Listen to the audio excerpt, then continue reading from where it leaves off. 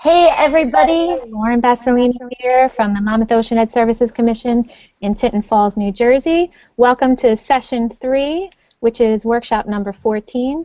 Just a reminder, if you'd like to tweet along with us, use the hashtag the Ed Collab Gathering hashtag 14. Now I'd like to turn it over to Kristen Zemke, who's going to introduce our presenters. Awesome. Hey, everybody. Thanks for hanging out with us today at the Ed Collab Gathering, a fun, free day of virtual PD in your pajamas. This afternoon, I would like to introduce my dear friend, Lisa Eickholdt, author of Learning from Classmates. Lisa is a primary grade teacher in Georgia who has now moved into pre-service teacher education and does some amazing things with young learners around the areas of literacy. Today, we're super lucky to hear her talk a little bit more about her book and about using student writing as mentor texts. So I'm going to turn it over to Lisa. This is session 4. Thanks for joining us. Thanks, Kristen. I appreciate it. So I'm honored to have Kristen introduce me. I'm a big fan of hers. I've heard her described as thebomb.com, so I have to second that. And if you don't have her new book, she has a book with Katie, and it's Amplify. If you don't have it, you need to run, don't walk, go grab it. It's a great resource for you. But thank you so much for the great introduction, and I'm really honored and excited to be here. And I am going to introduce my co-presenter. I am presenting here today with Denise Schweikart. Denise was a second grade teacher that I met last year in South Carolina when I was doing some work. I asked for a great writing workshop teacher, and her name was the first to cross my desk. And so I worked a lot with her last year. And then when I found out about the Ed Collab Gathering, I said, hey, we can't end our time together. Come work with me one more time. And she was crazy enough and nice enough to say she would. So this is Denise Schweikart. She's now a literacy coach in South Carolina. Do you want to say hey to the people, Denise? Hey, I just want to say thanks for allowing me the opportunity to be here today, and I am very honored and privileged to get to present with Lisa. She's an awesome writer and mentor for me myself, so I'm very excited to hear what all she has to say too. So let's get started. Yeah, we're going to get started because we have a lot to cover. So I'm going to go ahead and share my screen with you. And I want to share it with you and show you a couple of things that are going to be important to you in a minute here. So this is our session. It's Every Child a Mentor. And what I want to bring to your attention are a couple of things. So one, you'll see the hashtag gathering. We're number 14. We really, really want you to tweet. And you also see my handle and Denise's handle, our Twitter handle. And those are going to be important to you because of this. My wonderful publishing company, Heinemann, has offered to give away 2 free books. So you are really going to want to know our hashtag, and you're going to want to follow Denise and I for a chance to win those 2 books. And we will come on after the session, and we'll randomly pick people who've tweeted. So I wanted to show you those things. So you're going to want to know the hashtag and follow us if you can. So I'm going to go ahead and get started real quick. So I feel like I always like to start my sessions with telling people that for years I think we've used mentor text in our writing, and we've used the 2 that you saw on the slide a second ago, children's literature, and we've used our own writing. And we still need to do that. So I always like to start by saying nobody would ever tell you not to use those kind of mentor texts. You must write in front of your students. When you write in front of your students, they see you write. You have an instant mentor text, an instant demonstration text it's sometimes called, for your mini lessons. And it also helps you when your kids are going through the same process as your children. So if they are writing an essay and you're writing an essay, and there's a time where there's a difficulty, when you're working through that, that helps you say, hey, when I get stuck and I'm writing my essay, this is helpful to me. So it gives you things to help them with. It helps you troubleshoot. The other one is, of course, children's literature, which we owe it to our kids to give them and read to them the most beautiful children's literature, and there's just so much out there right now. So certainly, please keep doing those two kinds of demonstration texts or mentor texts. The point that I'm trying to make and that we're trying to make today is that there's this third kind of mentor text, great writing from students, that until now has kind of been underutilized, I think. So that's what the point of today is. We're going to talk about utilizing kids' writing and why we should do that and why it's powerful. So whenever I teach kids or whenever I work with teachers, I tell them there's three things that we have to teach, right? We have to tell kids in a mini lesson or in a conference or small group work. One, we have to say what we're teaching them, right? Two, we have to tell them why we're teaching them it. And then we have to show them how. So we know what we're doing. We're going to try to make every child a mentor, right? But why? Like, why is this really important? So I think there's really three reasons why it's important to make every child a mentor. One, it's really, really engaging. You will have no higher engagement than when you use a piece of kids' mentor text in your mini lesson. The kids are deeply engaged and excited. Two, it's the most developmentally appropriate text out there. So it is fabulous to share a piece of writing by Cynthia Rylant, and please do. And some kids can get to Cynthia Rylant's level, but many won't. So the bridge between Cynthia Rylant and your other kids' writing is great writing by a peer. So it's developmentally appropriate. And then the third most important reason, I think, is because it increases self-esteem. The student who's made a mentor for the rest is so excited. I have spent my career, I now teach college students, but I've spent my career, I was 22 years as a public school teacher. I spent my career working with kids who struggle, developing writers, students who avoid writing, and I can tell you that this changes lives, and that's really why I wrote the book. Making a student a mentor can make them stop hating to write, and that's really what our goal is. So I want to kind of illustrate that point with a video clip, and Lauren's going to cue that up. If you want to cue that up, I'm going to set it up a little bit while Lauren gets that ready for us. So this is a video clip that was taken about 5 years ago in a first grade teacher's class at my former school where I was a literacy coach. And I was invited in to work with this first grade teacher. She said that her students needed a little help with their small moments or their personal narratives. We examined the writing and we pulled up all their folders and assessed. And what we saw was they had focus, which is the first thing I always look for. Their pieces were focused. However, they were not elaborating. They were writing very sparse stories. So I want you to watch this clip. This is a clip of Christina and her teacher, Dana. Dana is going to hand over Christina her text and ask her to teach the rest of the class how she added inside story, which is the first elaboration technique we were teaching them. So students want to tell you what's happening to them, and if they can tell you their reaction to what's happening, it adds a lot to a piece, right? Inside story, inner story. And we just started with simple, like, tell me what you're thinking or feeling. So I just want you to watch, because I think it just illustrates how excited and how motivating this is for kids. So you want to go ahead and show that for us, Lauren? In those hours, I enjoyed it just because of Courtney. Courtney was a great skater, like I was. So you see how she carried that inside story, and we kept hearing about how Christina liked skating with Courtney. She had an inside story. Similarly, that she's going to share what she did. It's called The Time Courtney and me first skated together. One day at 12 o'clock in the afternoon, I met up with Courtney at skate country to skate with her. I was nervous if Courtney was going to fall a lot and make me faster. We were very excited to skate together for the first time, so Courtney popped on her skates and headed to the hard floors.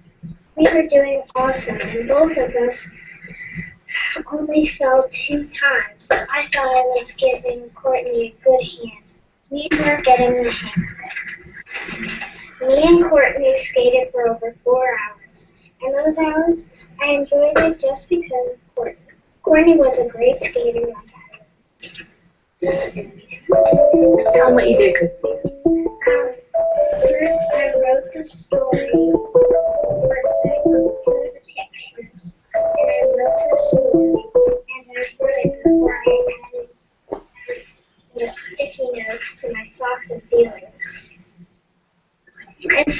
after I was done reading it and making sure it was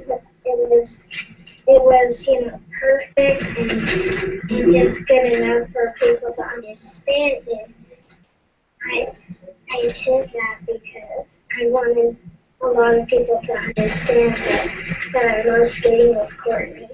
And so I added my thoughts and feelings, and it made this story way better than it was before.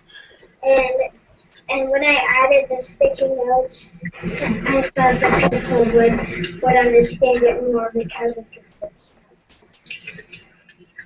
Did you hear what Courtney's saying? Courtney, did you hear what Christina's saying? She said, the story was already really good, but I thought I could make it a lot better if I told them, as the author, I told them my thoughts and feelings about what was going on. And that always makes your story that much better.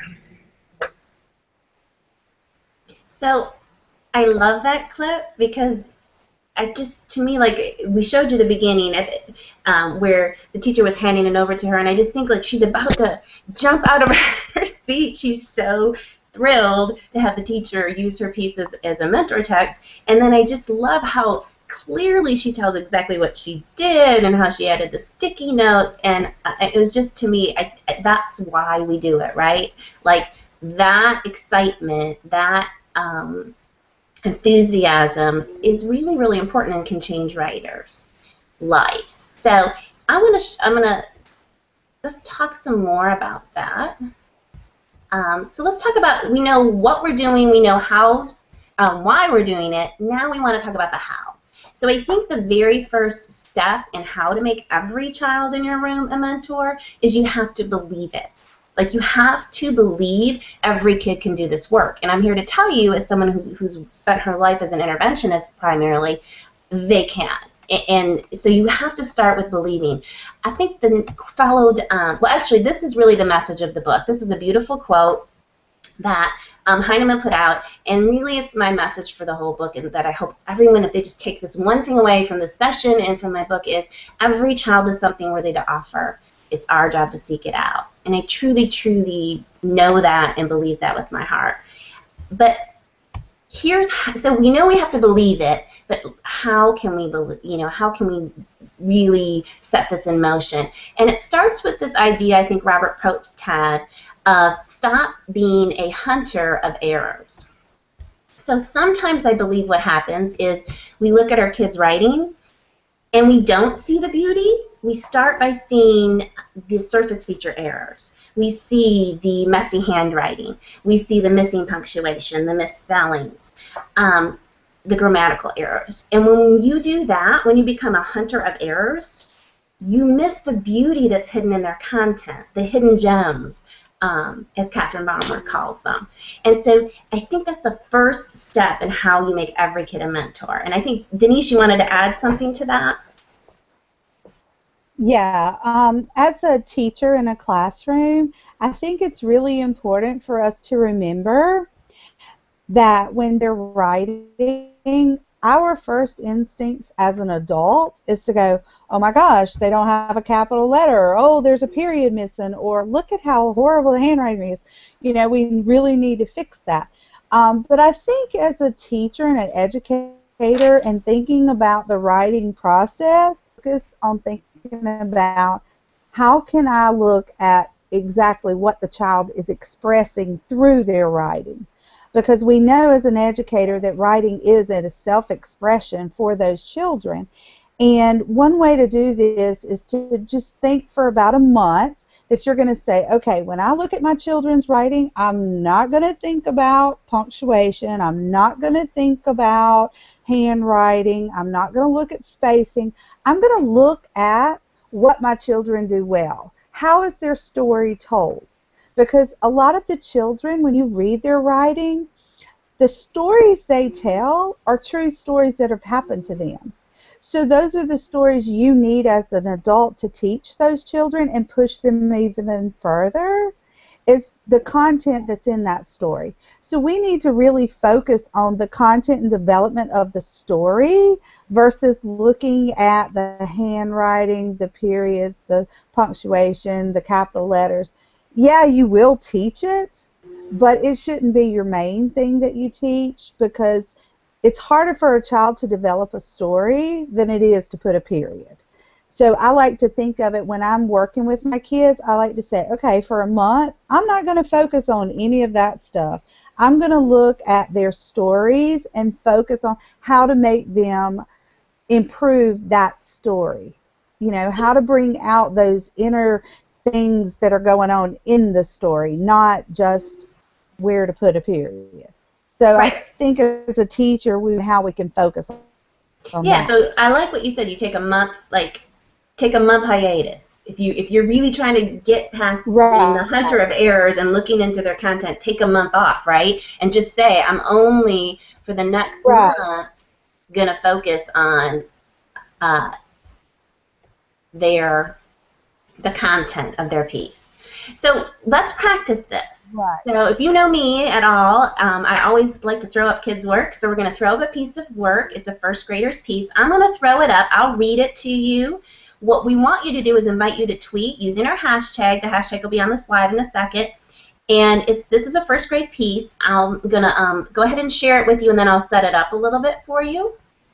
So this is a first grade piece. I was in a first grade classroom several years ago, and we were doing some text-based debate. So we read the book Frog and Toad, the Island, and we had the kids verbally debate with partners. They caucused, they went through and did all that great work. And then at the end, we asked them to write about it. So this is a first grader's response to the Frog and Toad Island piece, and I want you to notice and name. Let's practice looking at the great content. What great things do you notice in this first grader's piece? And I notice a lot, so I think you will too. So I'll read it, and then we'll talk about that. I think Toad is a good friend. I think this because he was trying to be nice because he brought sandwiches and iced tea. He was bored and wanted to play with him. He did not know he felt happy. Some people say he is a bad friend, but with me, he is a good friend. I love that picture too. So look at this. Think, what's really great about this? What if this was your child? How could you make this child a mentor for the others? What great things did he do?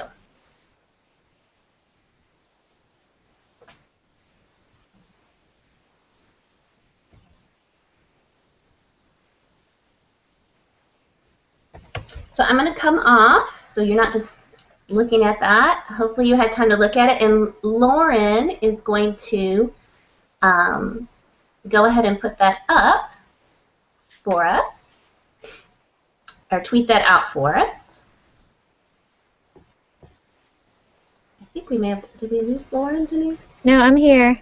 Oh, you're here. There. All right, there you are. So were you able to tweet it out? Okay, good. So go ahead and see what you notice, and then Lauren's going to tell me some of the tweets that she sees you, and we'll talk about what great things. So you guys may need to look at Twitter. I'll pull that back up again and share it with you, and then let's talk about what were some cool things you guys noticed that if this was your child, how could you make this child a mentor for the rest? Let's look at that again. Lauren, do you have any? Yep, I have. Some are starting to come in right now. I do have one. Abby is saying, I like how he stated his opinion. Great. So yeah, I think that's exactly a great point. We teach kids to start with their opinion. I think Toad is a good friend. Right. So he starts by telling us, boom, this is what I think. Later, this is a first grader, later we teach them to start with that, and that's called their thesis statement, right? So the work we do with very young children eventually makes its way to our older students. Great. What else do we have?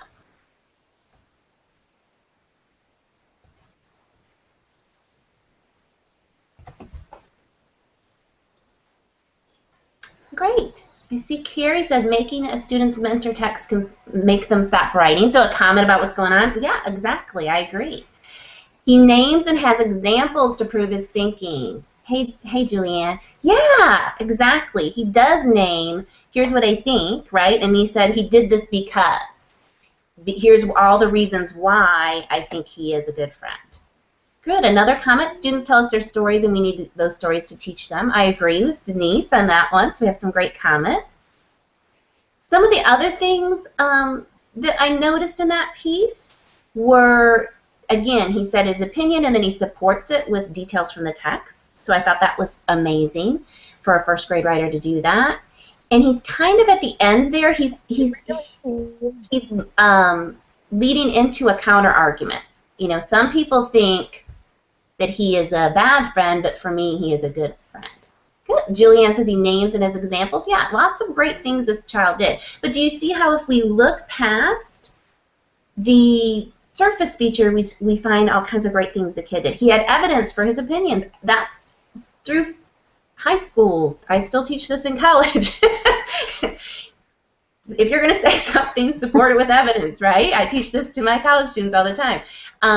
Hey, Fran said he stated his opinions, supported ideas with a story, right? That's text-based debate. That's huge, you know, Common Core work. What does the story tell you now? Look for the evidence in the story. Gives details, explains ideas, and shows understanding of the content. Very good. You guys are seeing a lot of great things. I love it. Great. All right, so let's go ahead. We're going to move on to how we can, other ways we can make students mentors. So other ways, you know, one, we have to stop looking at the surface features errors. That's one way we make students mentors. The next is we need to use the whole writing process and the whole writing workshop to do that. In my book, I really am hitting a do it in the mini lesson, but there's certainly other times, and I think Denise wants to talk to that point a little bit. Denise? Yeah, one thing I wanted to bring out is that using a student's mentor text doesn't just have to happen during the workshop. Another time that you can use a student's mentor text would be during your immersion. Your immersion is going to happen right before your one fiction unit. You're going to have a time there before you start the nonfiction unit where you immerse the children in the actual writing of nonfiction. Say it could be, like Lisa said, books from different authors, but it also could be students' writings. I like to take writings each year. I save some of my children's writings. I make photocopies and I save them for the next year. So when we start a new unit, I can use examples from my students from the previous year of their writing. So we're actually in the classroom I'm working in this year, it's the second grade classroom. We're going to be starting nonfiction in about 2 weeks. So before we start the unit, I'm going to pull out old nonfiction pieces written by other students and actually show those to the children, read those to the children, give them examples from previous students, because it gives them the mindset that I can do that. I see that another child has done it, I can do it too. So it just gives them the self-confidence that they can do it themselves. Another time that you can use it after you have started would be during your mid-workshop teaching point. We know those are so critical in the writing workshop to stop those children. And I like to actually showcase a student during my mid-workshop teaching point. And generally I find those as I'm doing my conferring with other students. And I see something that a student's done well. So I stop all my other children and I'm like, look, let me share with you what so-and-so's doing in their writing today. Because it not only brings that child up who actually wrote the piece, wow, she's actually excited about something I wrote, but it also shows the other children in the classroom that a friend of theirs wrote it and has developed it, so I can try that too. Another thing I like to do with mentor texts from students is use it in conferring. Conferring is a time where you're sitting one-on-one with a student, and if you have one student that you've taken their writing and you said, do you mind if I use this piece to share with others?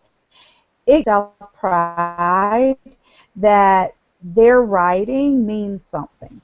And that's what you want all children to do. So as I do today with my children or or through the workshop time, I like to look for pieces that I might want to just borrow from them and say, can I make a copy of that and use it? Because the children thrive on that. It kind of makes them feel like they have ownership in your classroom, they have ownership in the writing that's going on in the classroom, and they have ownership in helping their friends. They like to help each other, and if you can use their writing as a tool to be that, then that's what needs to happen. And another place that I like to use it in my writing workshop would be during my share, which comes at the end of my workshop time. I usually look for somebody that content or development that they are working on in their writing has really improved, or they've tried something that we talked about in the mini lesson, or they've tried something that I want everybody else to try. So I kind of pump them up and make them think, oh, this is awesome, you know, she's going to share my writing, and we make a big deal out of it. Because that's the only way we're going to get children to want to write more, is for them to see themselves as a writer. When you make that child into a writer and they see themselves as that writer, they are more apt to want them to try. When you're doing your mini lessons, they're like, yeah, I can do that. I'm going to try that today because I want her to show my piece. So it just gives them that ability and makes them really improve their self-esteem about their writing and themselves as a whole. So that's 4 different places that during your writing that you could take a child's mentor text and add those in. Yeah, okay, and I Lisa, think, back to you. and I think you bring up a great point, the whole self-esteem. And what I love, and one thing I really think we must do, is we have to choose writing from our most developing writers and students who avoid writing the most. I target them first. So, like Denise said, it makes them feel like a writer. When we do that with them, when we say, hey, can you come sit up here and help me teach the mini lesson? We use it in the mid-workshop teaching point, as Denise suggested, or in immersion before you start writing. All those places, in the share, up on charts, though, that is really very motivating to those struggling writers, and that's who I seek out first. And it really can change their lives. I've watched writers or students who avoid writing stop avoiding writing once I've used their writing as a mentor text. And I think you have a really good story you wanted to share about that, Denise, didn't you? Yeah, I want to share.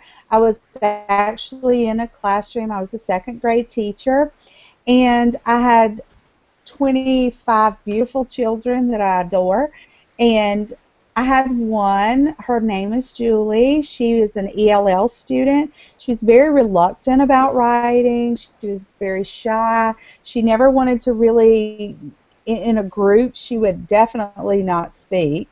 So one day I decided I'm going to get her. So I found a piece of writing that she did really well in her folder, and I decided I was going to blow it up on a big poster maker, and we made a big poster out of it.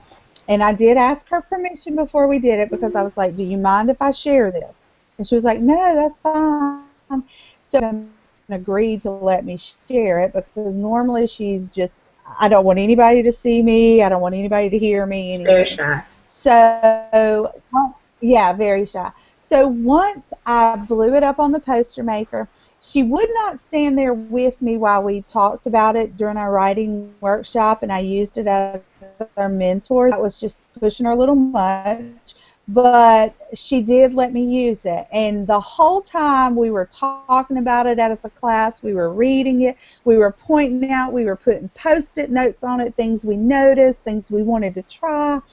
Her face, the whole ear to ear, because I didn't leave her name on it, so the kids were like, who wrote this? Who wrote this? You know, and so just to see her smile about writing, which normally she avoided, was worth everything we went through to get that piece. And I actually ran into her last week because I was back at my old school, and she was so happy to see me, and she was like, "Do you remember the time?" And so she starts telling me about the time that I actually did this with her. And I asked her, I said, "So tell me," I said, "how does that make you?" And she was so excited because she thought I actually felt like I was a writer. She said, "I felt like I had my own book, that children were reading my book." And, you know, for her, she's ELL, she speaks English, but it's not her first language. She's reluctant. She didn't want to write. She was very shy, never wanted to be in front of people. And for her to say felt like an accomplished writer, I felt like we had fought a battle and won. And I even asked her, I said, "So how's writing going for you this year?" And she said, "I'm the best writer in the class." And yeah, I felt so happy for her because I felt like she really feels like she is a real writer. And I thought, you know, every child needs to experience that because I've seen so many that are so just, I don't want to write. So that's why I think it's just so powerful to use their writing I just for agree. them and for them to.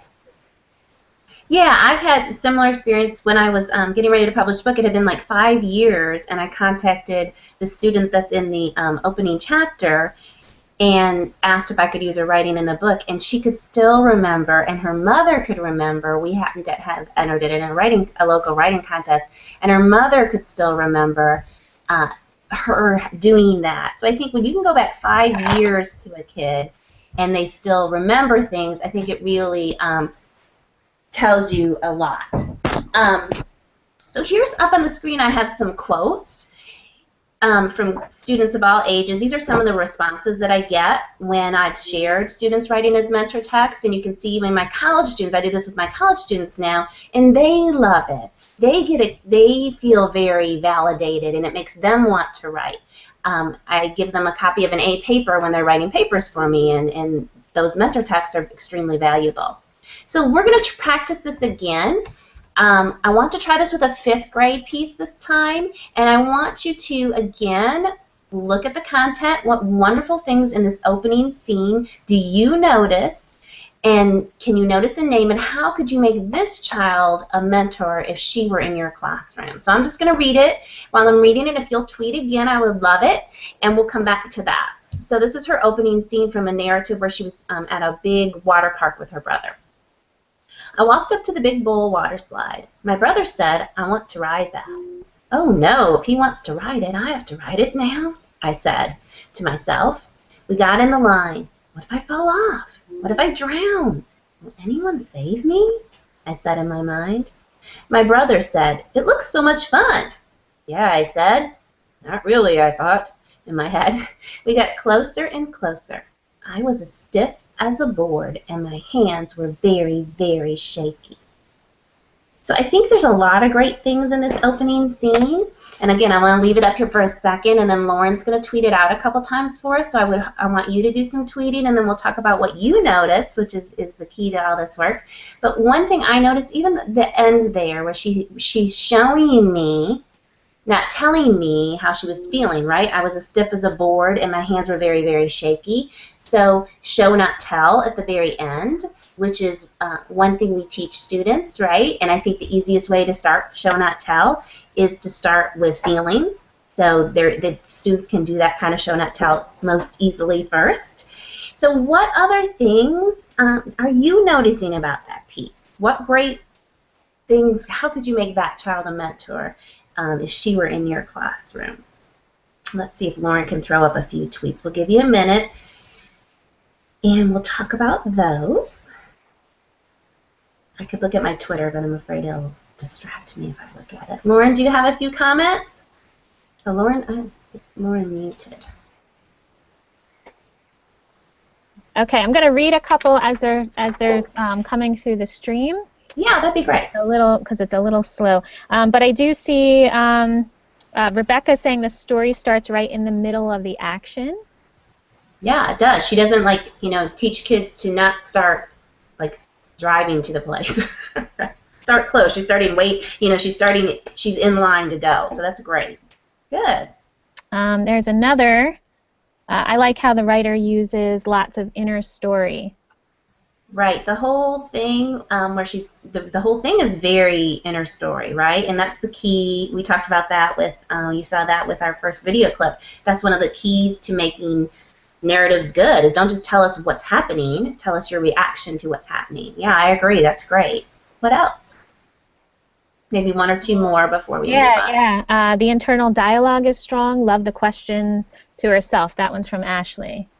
Yeah, she does the 3 questions, which I thought was particularly strong, where she says, what if I will fall off? What if, will anyone save me? She does 3 in a row. So the power of 3 is there, and that internal dialogue is very strong, which I really like. So I think there's a lot that we could teach from that piece, and I think you all saw a lot in it. So great. Very good. Oh, wait, here's some more. Hang on. Okay. Internal dialogue, I love that. Yeah, the talking. Inner thoughts. So there's so many. Yeah, great. Showing, not telling, dialogue, inner thoughts and feelings. And if you weave, in narratives, effective use of figurative language, great, Debbie. Good. In narratives, we'll teach kids to weave between action, thinking, talking. I think you see that in there. The talking's to herself, but that counts, and I still like it. And I love when it's heavy on the inner story. Yeah, so a lot of great things when we look past surface features, when we look into the content. So I have a couple more tips for you about how to make every child a mentor. And I'm just going to go through them kind of quick because I think we're going to need to get to some questions and answers in just a second. So one way you can make sure every child is a mentor is to use your conference time. And Denise alluded to that, right? So I tell teachers, and what I do is that's when I make most students mentors, is I seek out their writing when I'm conferring. So it's like I have a double lens when I confer.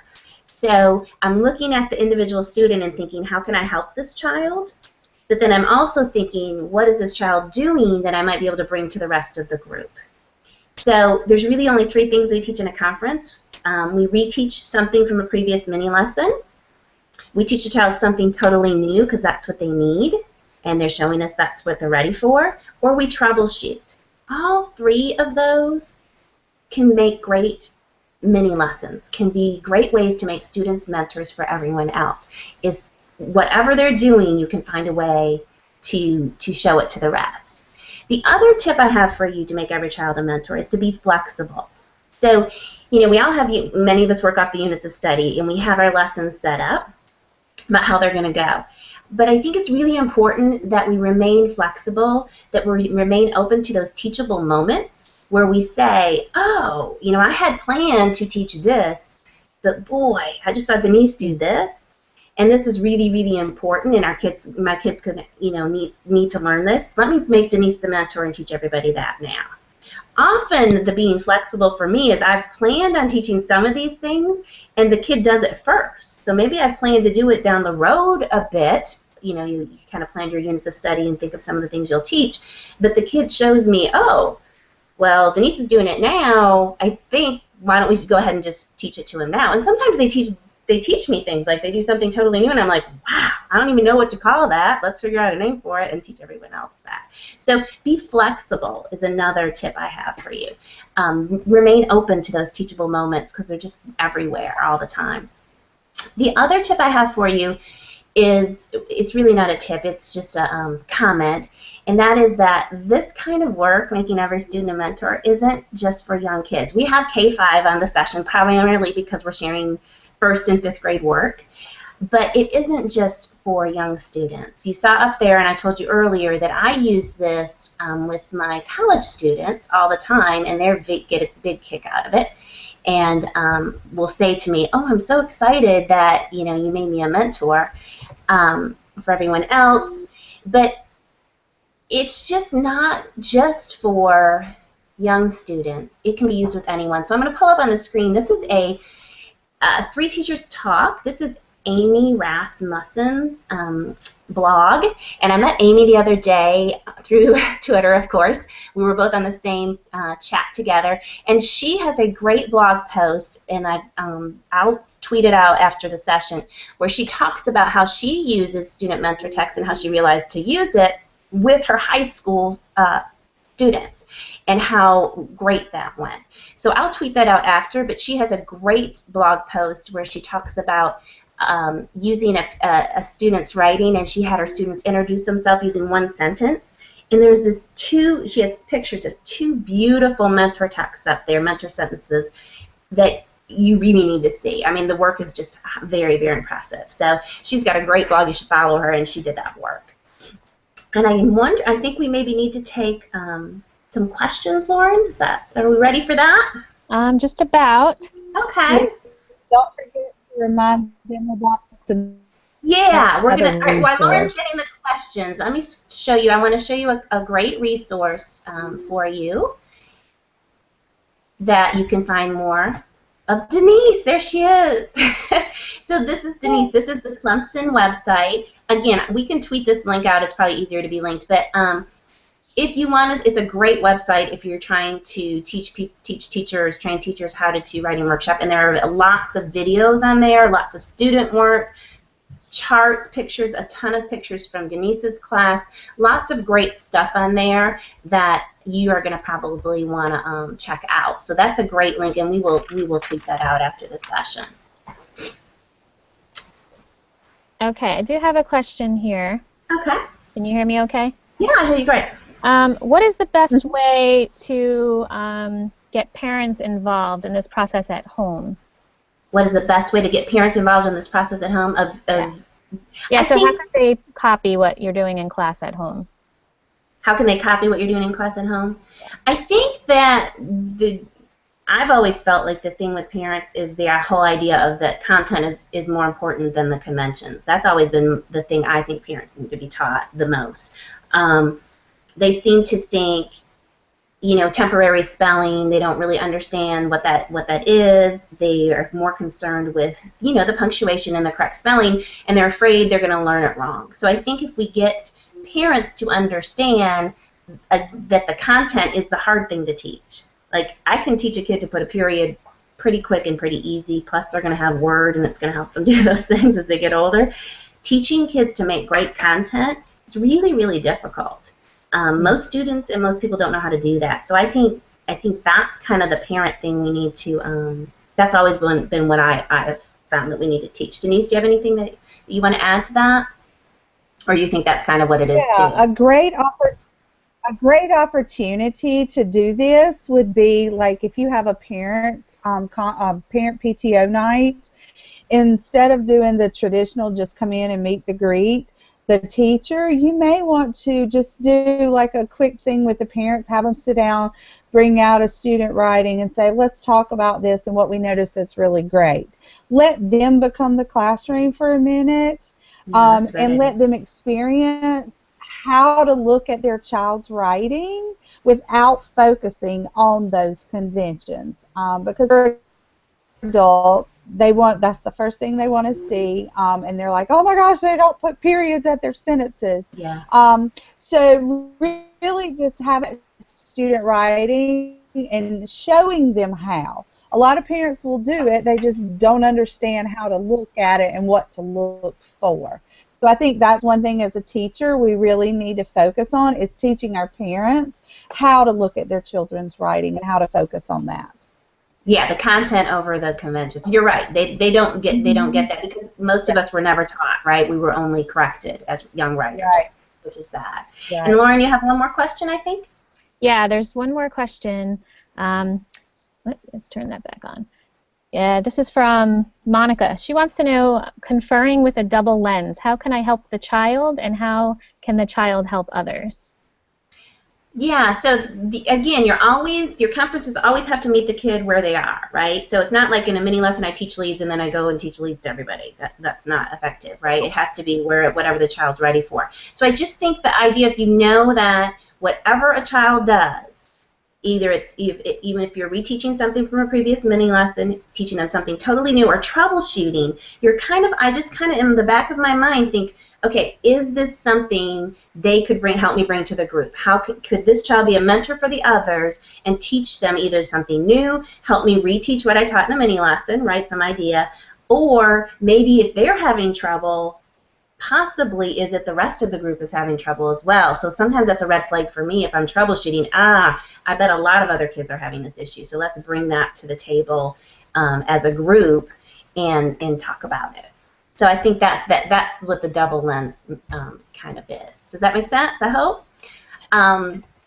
Lisa, yes. can I add to that? Yes, please. One thing I did as a classroom teacher is when I was in that conference with a student, you do your research first while you're sitting there looking at their writing and you're talking to them about their writing, is I always try to come up with 3 things that they're really doing well, and I write that down because that's a way that I can go back later if I'm at the mid-workshop teaching point and I can say, oh yeah, Julie across the room was doing really great with leads and I want to focus on that right now to get somebody else started on them. I would run quick. So I worked with her on what she needed, which was not leads, but I know that I can use that piece later on if somebody else does need help with leads. So I think it's when you're looking and you're doing your research during your conference time that you're thinking, what is this child doing well, and not just one thing that they're doing well that I might could use. So that's kind of how I worked it into my conference with students. Yeah, and I think that's the point, is it's not another thing to do. You're already doing the work. It's just a little shift in the lens, right, that you're looking and you're starting to look for things. Yeah. All right, I just want to share this. I have another PD opportunity for you. This will be Wednesday, and I'll again tweet this out after we're done here, the link. But I would love to see you there again. We're going to be talking about how to leverage your students' writing. So now that you know how to make every child a mentor, we're going to talk about how to leverage their writing and use it in your work each day with students. So I hope I'll see some of you there. Denise and I are going to stay on after and do some tweeting and look for our 2 winners. Remember, there's 2 books we're going to give away. And thank you so very much for letting us be here today. We are really, really honored. Thank you, Denise, for joining me. Thank you, Lisa. I enjoyed it. Yeah, and thank you, Lauren. It was a great time. Thanks. Thank you, Lauren, for helping us, and Kristen Zemke for introducing us. And I think Lauren's going to tell you about some next sessions, so I hope you'll stay tuned. It's a great day, and thanks again for having us. Thank you, everyone, for joining session 3. I know I had a great time chatting along with all of you and learning from both Lisa and Denise in this session. I just want to remind you of our upcoming workshops for session 4. Workshop number 15, we have Jennifer Cervallo talking about reading strategies. In 16, Trudy Ludwig and Joellen McCarthy are going to talk about helping kids to be kinder and more compassionate. In workshop 17, Lindsay Moses, Connecting Language Literacy in the Natural World with Young English Learners, and Renee Hauser and Aaron Donaldson are going to talk about the power of strategic partnerships. So thanks again. Thank you all. We appreciate it. Bye. Great sessions. Bye, guys. Bye. Have fun. We'll be on Twitter.